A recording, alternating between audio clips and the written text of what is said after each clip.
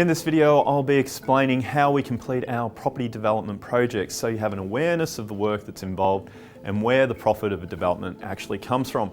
If you want more information about this process, we also have an ebook available for download. Before I get started, keep in mind that most of the process described in this video refers to how it works in the state of Victoria, Australia. Different regions have different names for processes, and the processes may be different, but the principles are broadly applicable. So let's get started. The first step naturally is locating a suitable development site. For this, we undertake a comprehensive site evaluation process. Now, choosing a site is arguably the most important step of the process. If you pick a bad site, the project can be doomed from the start. So it's essential to take the necessary time to conduct a thorough due diligence assessment on any potential site. First, we must identify a suitable city to focus our attention on. And when choosing a city, we look for indicators of future population growth such as net migration, planned infrastructure upgrades, current and planned amenities and new employment hubs. These factors influence which locations are desirable, thus which locations are likely to grow in price and yield a high profit when developed. Once we have a city in mind, we repeat the process, zooming in further each time, looking at regions, then individual suburbs, then even individual streets. Next, we begin our off-market search, keeping an eye out for properties within those shortlisted suburbs that meet our desired criteria. When we locate a potential development site, we research the size of the lot, which planning zones it falls within, and what the council requirements are to receive permits. We also engage with third parties to search for potential sites on our behalf, pay them a commission as a finder's fee if we decide to pursue the project. We use this information to create a preliminary plan exploring how the land might be used. Some sites are suitable for thin but tall townhouses, others must be low and wide and so are suitable for house and land packages. This stage is where we create several mock-up plans to determine the layout that best utilises the site to deliver the highest sale price. We then calculate the cost of purchasing the development site plus the cost required to build, compare it against the anticipated profit. By evaluating the historical sales prices of similar properties in the area and taking into consideration the growth rate of the area, we can predict a range of what properties should sell for by the time they are completed. We use all of this data to generate a feasibility study. If the feasibility study indicates that the development site will yield an acceptable profit margin, we pursue the project. If the project is too risky or the margins are too small, we pass on the development site and keep searching. The second step is to purchase the site. We use capital from investors to buy our sites, so we also undergo a capital raising process at this point. This is where our investors get involved in a project. Each project has its own unit trust and investor capital is held in that trust. Step 3 is focused on development design. As a property developer, our goal is to make the best possible use of the land to achieve the highest combined sales price upon completion. The design of the development is vital to achieving this. We start this step with a land survey. This will provide us with key information such as the exact boundaries of the site and elevation changes, which will need to be considered when creating a design. Determining the best use of the land is a balancing act between several factors: the number of total properties, the quality of each property, and council requirements. Generally speaking, as a developer, you want to try and fit as many properties onto the site as possible. Maximising the use of land is the easiest way to increase the profitability of the development. That said, development design is more complicated than just tetrising as many properties onto the site as possible. Developers must also ensure that each property is desirable and suitable for market. If it can't be sold, it's not worth anything. Of course, there are also council requirements which must be followed in order to obtain permits and approvals in later stages. To achieve the most efficient and profitable use of the land, we seek out an architect and, depending on the scale of the development site, a town planner to assist us with the development design. We believe that engaging with specialists who have experience with the type of development we are undertaking, as well as the region we are developing in, is a must. Their expertise allows us to quickly create an optimised site plan that will comply with council requirements and save us time and money in future steps. Once we've selected an architect and town planner, we'll work with them to create several drafts until we reach a design that we're happy with. We'll then have them prepare the documents and drawings which are required to submit to council. Step 4 is a big one: planning permits and approvals. Australian planning schemes regulate the use and development of land by requiring permits before certain types of development can start. So at this point, a developer must obtain a planning permit before proceeding further. The design documents are submitted to Council and a fee is paid. Council will then review the documents and come back to us with questions and feedback. This usually takes the form of a request for further information, or RFI. The RFI will draw attention to elements of the submission that the Council needs additional information about in order to make their decision. The RFI also has a due date. If plans are not resubmitted by that date, then the application will lapse and we would have to start over again and pay the fee again. The Council may issue multiple RFIs until they are satisfied they have all the information they need to make a decision.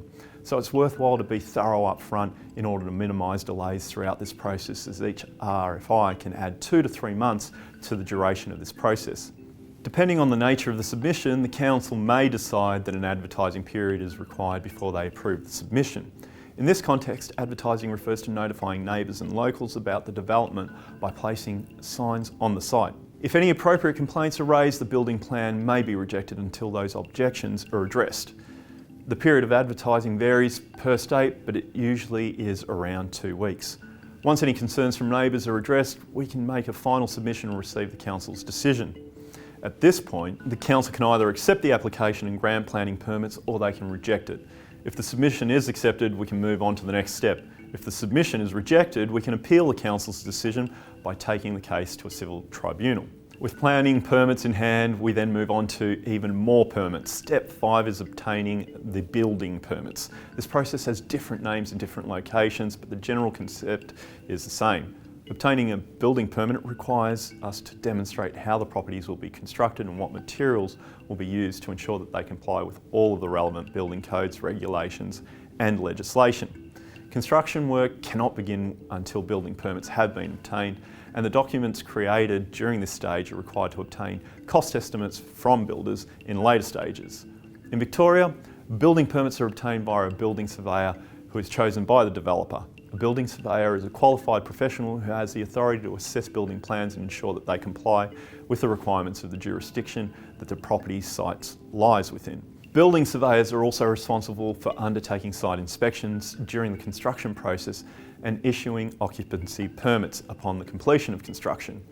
The building permit application requires extensive documentation from multiple expert consultants, including a geotechnical engineer, a civil engineer, a structural engineer, a water supply authority, an electricity supply authority, a house engineer, rating scheme assessor, and a chief fire officer.